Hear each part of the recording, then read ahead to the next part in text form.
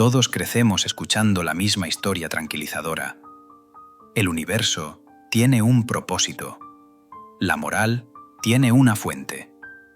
Y en algún lugar más allá de nuestros límites, hay una mente amorosa que nos escucha. Está en los votos en las bodas. Se susurra en las camas de los hospitales. Incluso está escrito en los lemas nacionales. Desde seminarios de filosofía en universidades de la Ivy League hasta tribunales que debaten sobre la presencia de Dios y las capillas construidas en hospitales. Instituciones respetadas tratan esta creencia con especial reverencia, como si cuestionarla requiriera permiso. Y no termina ahí. Las agencias encuestadoras reportan una fe abrumadora. Los presidentes la declaran un hecho. Los teólogos la defienden con seguridad. En diversas culturas, la existencia de Dios se menciona a menudo como si fuera evidente. Así que no es sorprendente que la mayoría de la gente asuma que la razón nos acercará a Dios. No nos alejará.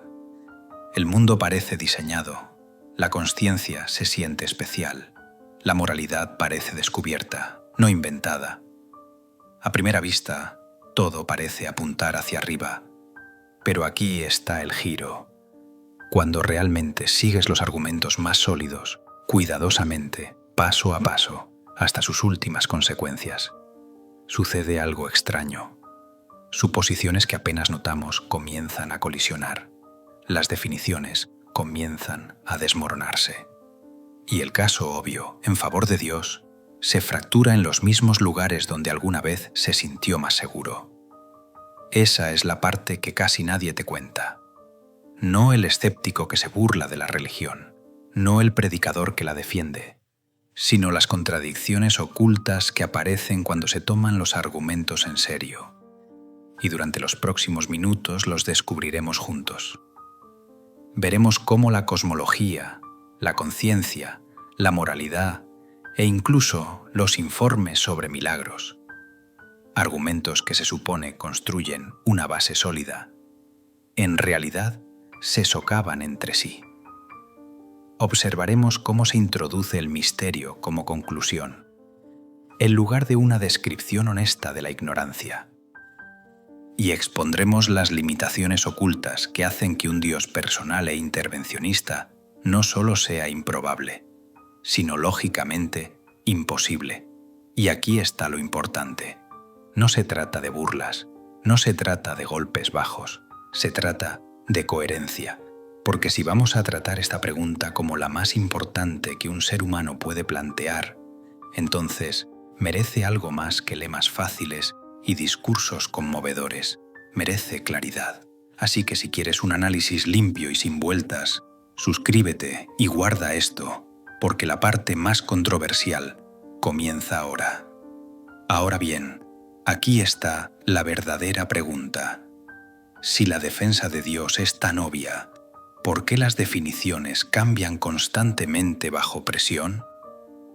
¿Por qué la causa incausada se convierte de repente en un ser personal cuando conviene? ¿Y por qué la base de la existencia se convierte de repente en una figura paterna cuando se necesita consuelo? Empecemos por el principio. Veamos la creación misma y veamos dónde comienza la trampa de la definición. Terminamos la última sección con una pregunta. Si la existencia de Dios es tan obvia, ¿por qué las definiciones siguen cambiando bajo presión?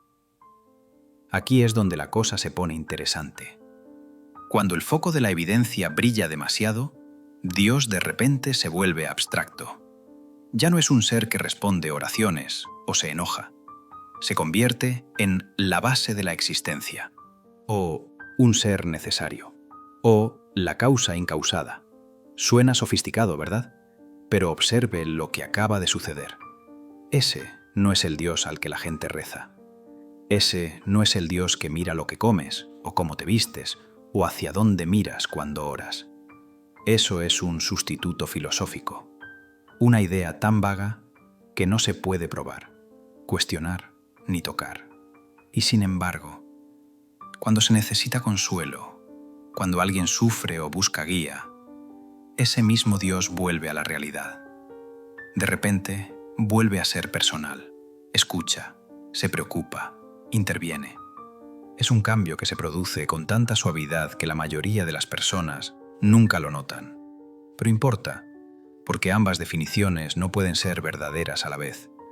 Una entidad atemporal, aespacial, inmutable, no puede ser también la figura paterna que actúa en momentos específicos. Una de estas imágenes debe ceder. Piénsalo. Para tomar una decisión se necesitan alternativas.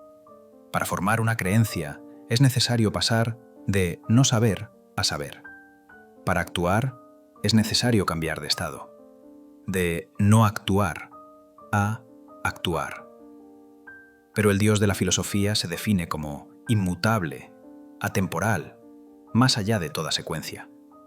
Así que aquí está el problema. Las mismas propiedades utilizadas para defender la perfección de Dios son las mismas propiedades que hacen imposible la acción.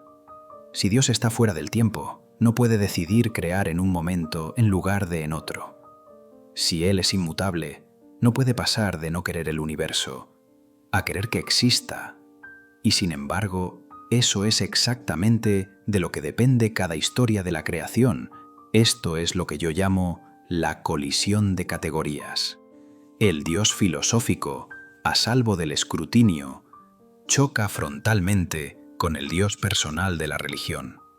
Y cuando chocan, todo el sistema empieza a desmoronarse.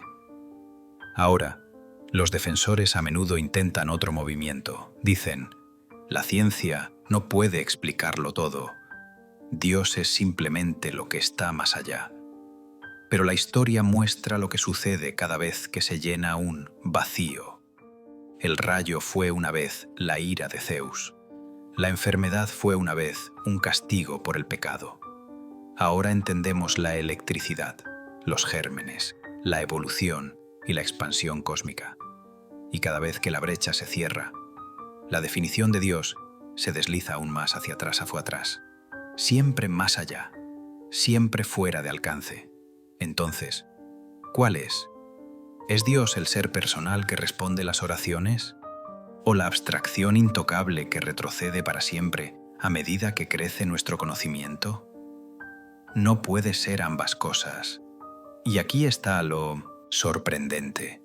Cuando intentas mantener unidos a los dos, el Dios personal de la devoción y el Dios abstracto de la filosofía, se destrozan mutuamente. El que es perfecto no puede actuar. El que actúa no puede ser perfecto. De modo que las mismas definiciones utilizadas para defender la creencia se disuelven silenciosamente bajo su propio peso. Pero quizás estés pensando, espera, incluso si las definiciones chocan, no necesita el universo una causa primera, alguien que elija, algo que lo impulse todo. Ahí es exactamente a donde nos dirigimos a continuación, porque cuando preguntas qué significa que una causa primera elija crear en un momento específico en lugar de en otro, te topas de frente con una paradoja que no puedes evitar orando. Así que quizá estés pensando, vale, está bien, las definiciones pueden ser vacilantes, pero sin duda el universo aún necesita un comienzo, una primera causa, algo que apretó el gatillo y puso todo en movimiento.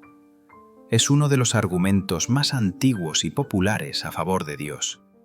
La idea de que todo necesita una explicación y no puede haber una cadena infinita de causas que se remonte al pasado.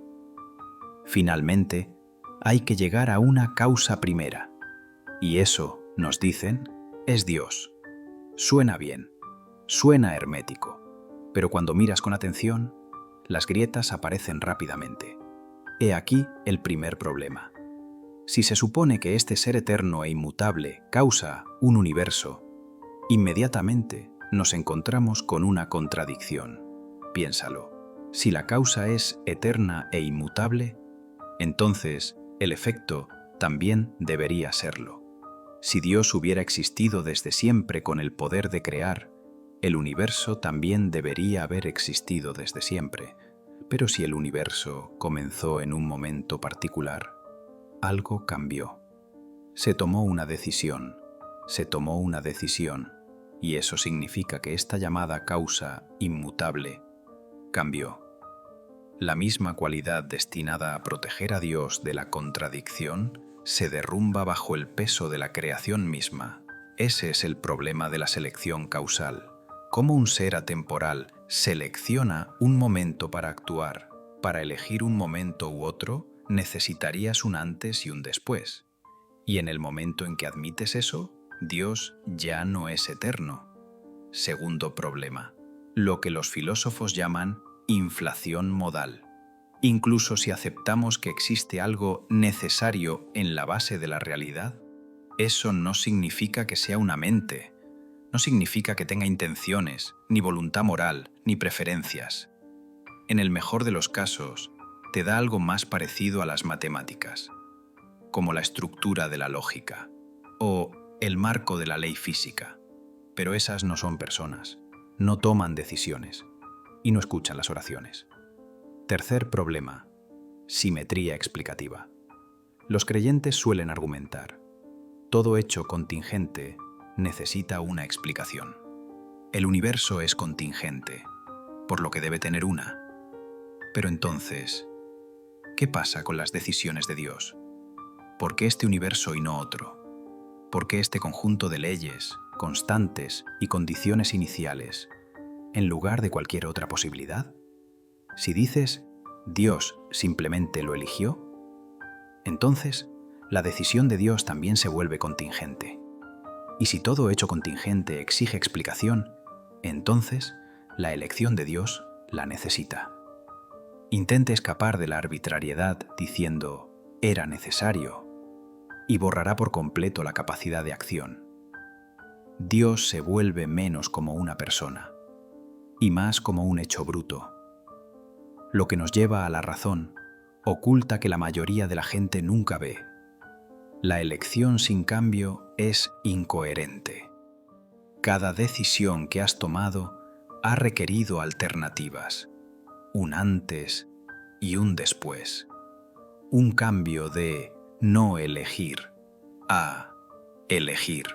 Eso es lo que hace que una decisión sea real, pero una causa primera y atemporal no puede hacer eso. No puede pasar de un estado a otro sin abandonar la atemporalidad. Y aquí está la sorprendente conclusión. Cuanto más se refina el argumento, más deja de parecerse la causa primera a una mente. Más bien parece una matemática impersonal, como el esqueleto de la realidad misma. Ese no es el Dios de las Escrituras. Ese no es el Dios que te consuela en la oración. Es una abstracción vestida de lenguaje divino.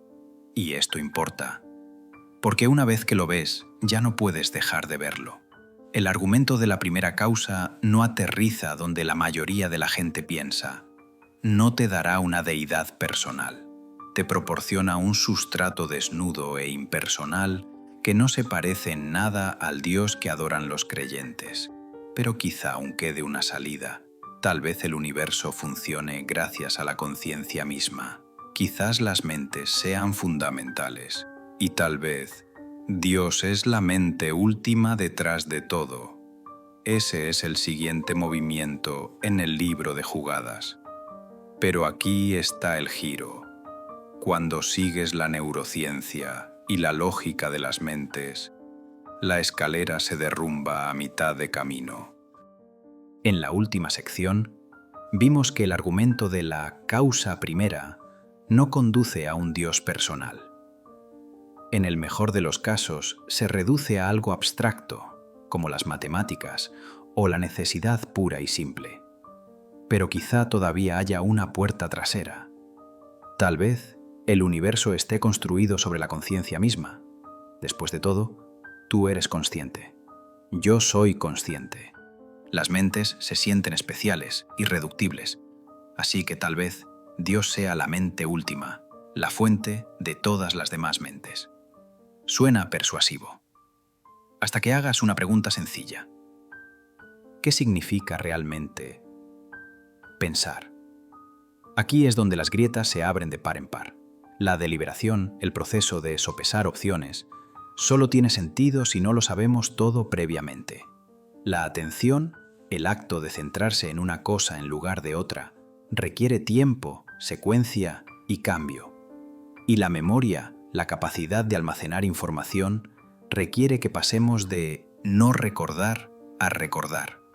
En otras palabras, todas las cosas que asociamos con la mente presuponen limitación, presuponen ignorancia, presuponen tiempo, presuponen las mismas imperfecciones que supuestamente le faltan a Dios. Ahora veamos lo que nos dice la neurociencia. Una mente no es magia, es un sistema de procesamiento de información. Requiere energía, requiere actualización, comete errores y luego los corrige. Tu cerebro se reescribe constantemente. Construye modelos del mundo, predice resultados y descarta errores. Eso es la consciencia. No es una perfección estática, sino un proceso en movimiento. Y aquí está la clave. Una mente atemporal e inmutable no tiene dónde procesar, dónde actualizar, dónde almacenar. No puede deliberar, no puede enfocar, no puede recordar. Entonces, ¿qué queda? Algunos creyentes responden con una frase familiar: los pensamientos de Dios no son como los nuestros. Pero si eso es verdad, entonces no son pensamientos, y la palabra mente ha sido vaciada de su significado, se convierte en metáfora, poesía, nada más. Y con eso, la premisa misma de una mente divina se derrumba. Aquí está la razón oculta de la que casi nadie habla. La omnisciencia aniquila la cognición. Si lo sabes todo, cada hecho, cada resultado, cada detalle, entonces no hay nada que deliberar. No hay ninguna pregunta que hacer. No hay modelo para actualizar. No hay futuro que planificar. Todo ya está arreglado. Y sin embargo, tener una mente es moverse a través de la incertidumbre. Es aprender, cambiar, descubrir, no saber y luego saber. Así que aquí está la sorprendente conclusión. Cuanto más presionas a Dios para que sea verdaderamente como tu mente, más te ves obligado a darle los límites del tiempo y del cambio. Y cuanto más lo mantengas atemporal e inmutable, menos parecido a la mente se volverá, hasta que la idea misma desaparece. Es por eso que los argumentos basados en la conciencia resultan contraproducentes. No prueban a Dios, lo borran silenciosamente. Y esto importa, porque cuando usamos el lenguaje de Dios como la mente suprema, resulta reconfortante. Se siente familiar, pero bajo análisis se disuelve. Nos quedamos ante una contradicción. O bien una mente que no es perfecta, o bien una perfección que no es una mente. Si la conciencia no puede salvar la causa de Dios, tal vez la moralidad pueda. Después de todo, si no hay Dios, ¿de dónde vienen el bien y el mal? Ese es el siguiente paso en el argumento, pero aquí está el truco. Si lo seguimos con atención, el argumento moral se divide en dos opciones, y ambos cierran la puerta. Hasta ahora hemos visto cómo las definiciones se derrumban. Hemos visto cómo se desmorona el argumento de la primera causa. Hemos visto cómo la conciencia misma actúa en ambos sentidos. Pero tal vez la moral sea el último bastión, porque aunque la cosmología y la filosofía flaqueen, seguramente todavía necesitamos a Dios para fundamentar el bien y el mal. Sin Él, ¿no se vuelve subjetiva la moral?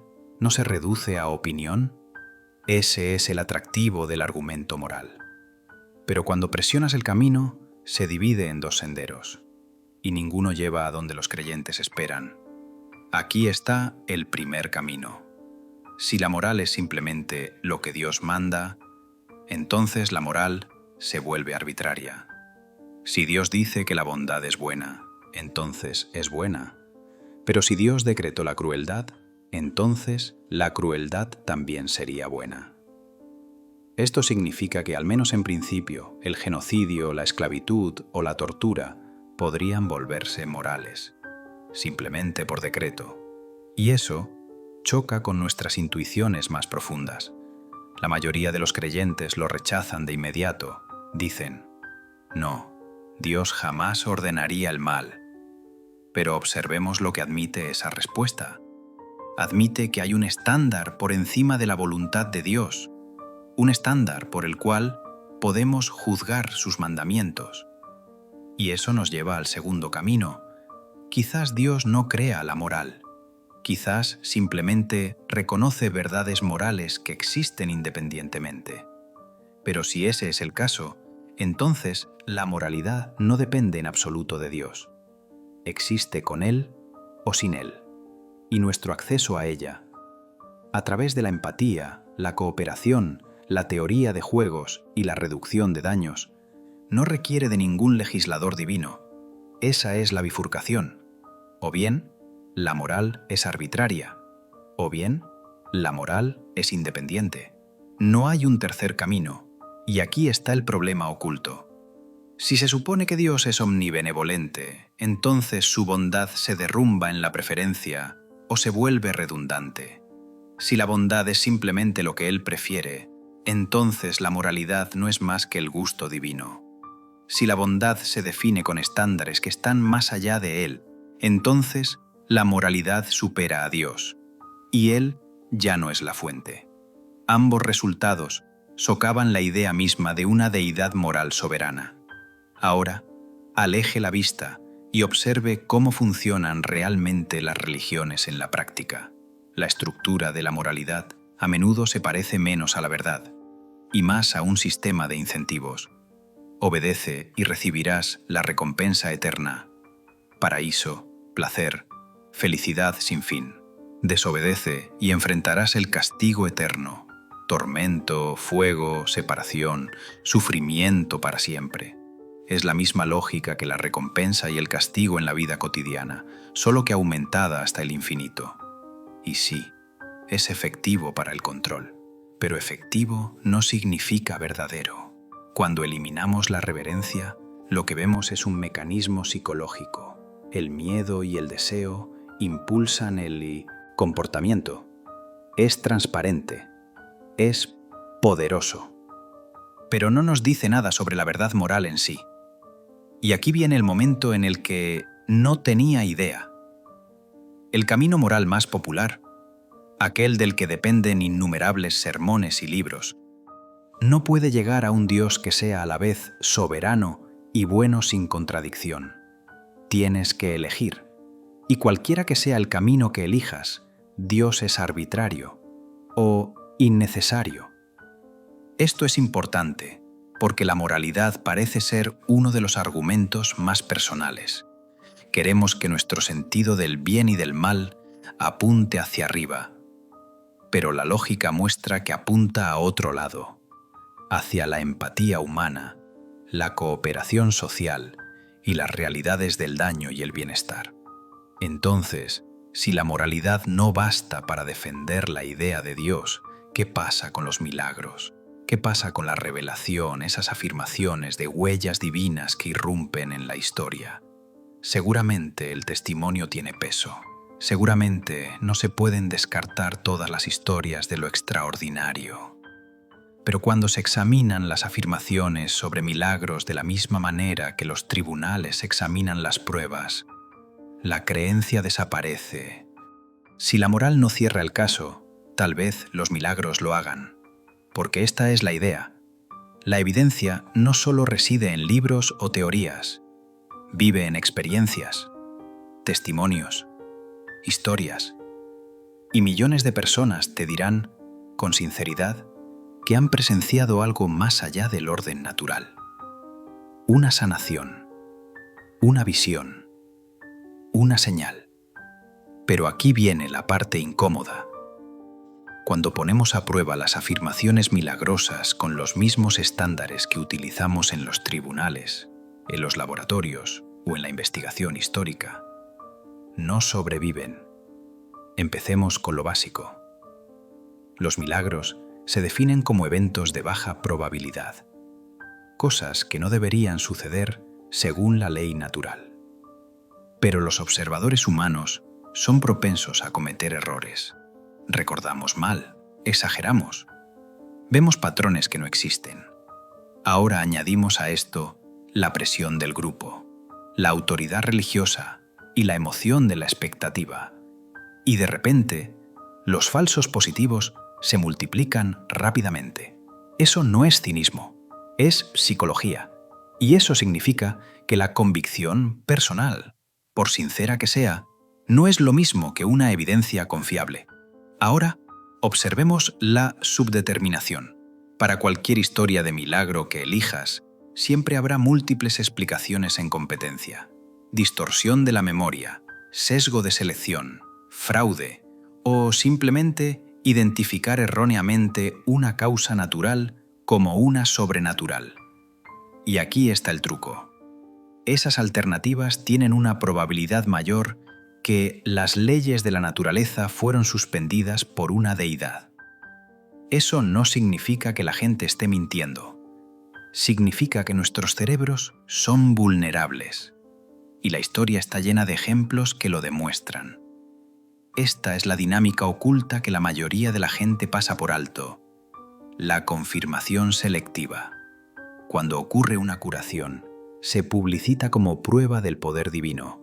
Cuando falla la sanación, la explicación cambia. Falta de fe, actitud equivocada, el misterioso plan de Dios. En otras palabras, los éxitos se cuentan, los fracasos se justifican, y ese es exactamente el patrón que los psicólogos encuentran en el folclore, las leyendas urbanas y las teorías de conspiración. Ahora comparemos esto con los estándares de autoridad en los que confiamos en otros lugares. En un tribunal de justicia se necesita una cadena de custodia. Toda pieza de evidencia debe ser rastreable, documentada y verificada. En los laboratorios científicos, los resultados deben ser reproducibles, sin excepciones. En el estudio histórico, las fuentes se verifican, sopesan y prueban en función del contexto. Pero las afirmaciones milagrosas rara vez proporcionan ese tipo de rigor. En el mejor de los casos, nos dan anécdotas, se transmiten de generación en generación, se filtran mediante la traducción y a menudo separados del acontecimiento original por décadas o incluso siglos. Y aquí viene el momento en el que no tenía idea.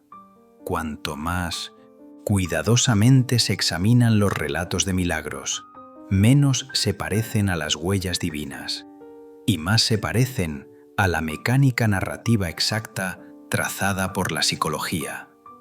Siguen las mismas reglas del rumor, los mismos sesgos de la memoria, los mismos patrones de informes selectivos, lo cual significa que el testimonio milagroso no añade peso al caso de Dios.